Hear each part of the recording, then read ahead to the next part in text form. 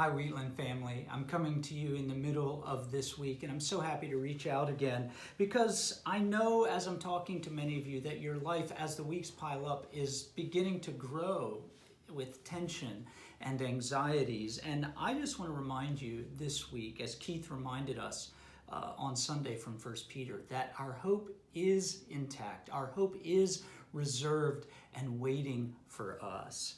Leslie Newbigin was a 20th century British missionary and theologian who died in 1998. And he was profoundly influential in the area of church missiology.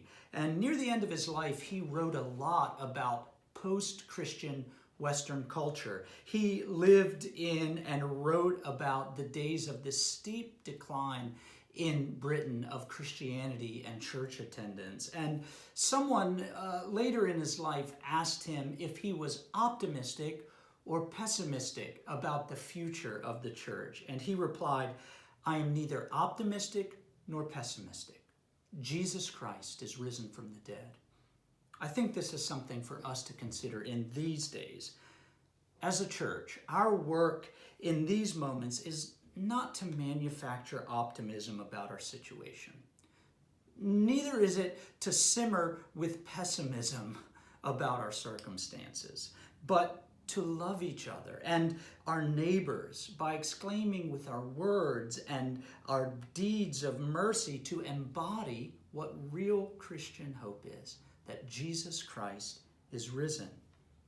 See, our family and our community is not in need of another optimist to help us feel better. We don't need another pessimist to show us what's really happening all around us. What we really need is an entire community of clear-eyed people who have been made alive in Jesus and are eager to proclaim what has really happened. Jesus is risen from the dead. He defeated death, and he's making us and all the world new. Of course, we don't do this insensitively. We do it humbly. We do it sincerely, but we do it inviting others into our joy. Our world is desperate for that sort of joy. Our world is desperate for real hope, resurrection hope. I don't know if you've seen John Krasinski, the star of The Office, Jim in The Office, his new show on YouTube called Some Good News. You should go check it out if you haven't seen it. As the kids say, it'll give you all the feels. There's another example of how our world is desperate for this. It's almost from the other end of the spectrum. There is a pretty important psychotherapist in New York City. Her name is Esther Perel.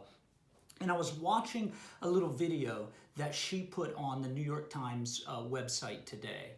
I like to listen to Esther Perel. I don't always agree with her, but I'm always enjoying what she has to say as she interacts with couples and does therapy for them. But she, on this video, is imploring people in the middle of this pandemic to celebrate and to laugh.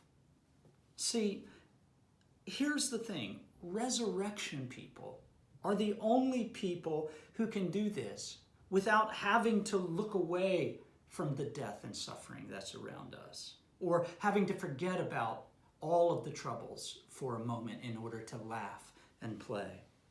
Actually, the truth is that we are the people with a Roman cross at the center of our story of hope. Not because we celebrate pain and death and agony, but because Christ is risen. And in the timeless words that we said on Easter Sunday of John Chrysostom, Christ is risen and you, O death, are annihilated. And so what I want to ask you today is, what can you do to celebrate with your people the risen Jesus and real Christian hope? I know Easter Sunday is past, but don't stop celebrating now. Don't be tempted to tone it down in these days, but I encourage you to invite people into your joy. Do a porch drop for a neighbor. Invite somebody that you have never invited to church to join you in the live stream worship on Sundays. Wheatland, we may be wearing a mask, but it must not suppress our song. We are Easter people. and our song is Alleluia. Wheatland family, I love you, I'm praying for you, and I'm looking forward to being with you again this Sunday at 10:45 at our live stream.